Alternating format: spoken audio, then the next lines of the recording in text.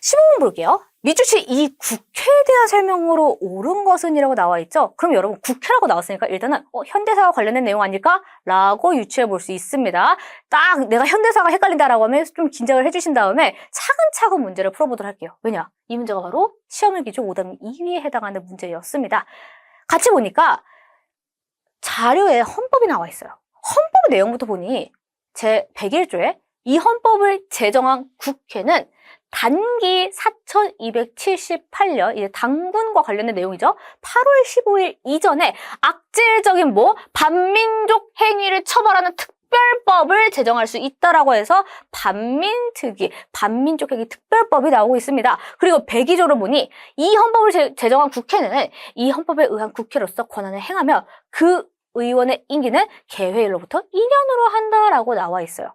그러면 국회가 만들어져서 의원이 뽑혀서 반민특위나 반민족 행위 처벌법을 만들었다라는 내용을 확인할 수 있죠. 내용을 좀 더 추가해서 보니 이 국회는 자료의 헌법에 근거하여 반민족 행위 처벌법을 제정하고 이를 토대로 반민족 행위 특별조사위원회가 조직됐다라고 했어요. 사실상 우리가 배웠던 바로는 이 국회에서 했던 활동이 대표적으로 두 가지가 있는데 그중에 딱 하나가 나온 거죠. 하나 더 있습니다. 아마 그것이 선지로 나올 거예요. 같이 맞춰볼게요. 뭡니까? 농지개혁법입니다. 쌤 지금 국회 이름 말하지 않았는데 어떻게 맞출 수 있어요? 반민족행위 특별조사위원회 설치했다라는 내용을 통해 이 국회, 대한민국 최초의 국회인 재헌 국회임을 알 수 있죠. 그래서 재헌국회 하면 떠오르는 것이 이 반민특위 활동이나 농지개혁법이 있으니까 아마 선지에는 농지개혁법 아니면 이 재헌국회에서 뽑힌 국회의원들이 대한민국 정부 출범에 영향을 주었다. 이승만 대통령이 당선되었다. 이런 내용이 나올 수 있겠죠. 1번부터 볼게요. 교정청을 설치했다라고 나와 있습니다. 여러분 보통 교정청은요 집강소랑 같이 기억을 해주시는 게 좋아요.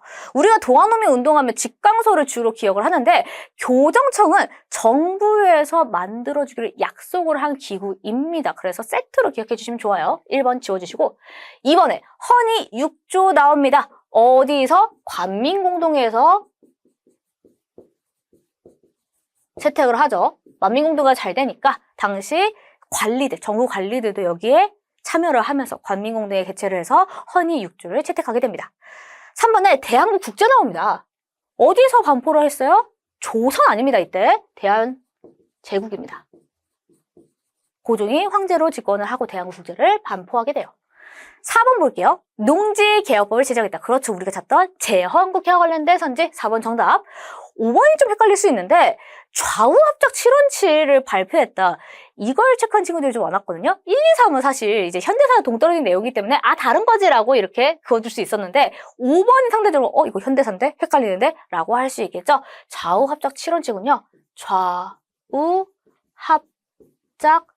운동의 일환으로 여운형이나 김규식과 같은 중도파에 의해서 실시가 되었던 운동이었습니다. 좌익과 우익의 대립이 너무나 격화되면서 특히 당시 이승만이 정읍 발언을 통해서 남한이라도 단독 승부해야 되지 않을까라고 발언을 하면서 이 운동이 전개가 된 것이기 때문에 이때는 국회 성립 이전이에요. 심지어 선거 이전이라는 점을 기억을 해주신다면 이 국회와 관련된 선지가 아니라는 걸 확인할 수 있겠죠. 그래서 15번에 해당하는 답은 4번이고요. 이걸 틀린 친구들이라면 이걸 체크를 해주셔야 돼요. 워낙 수능 한국사가 평이하게 출제가 되어도 이렇게 선지가 현대사와 관련된 내용이 붙어서 출제가 된다면 내가 어렵게 느껴질 수 있구나. 반대로 따지자면 이 내용이 만약에 현대사가 아니라 조선 후기와 관련된 내용이 나오게 된다면 그 시기에 붙어있는 사건이 선지로 나온다면 내가 헷갈릴 수 있구나라는 것을 꼭 명심하시면서 관련된 부분을 차근차근 시대순으로 복습을 해주셔야 됩니다.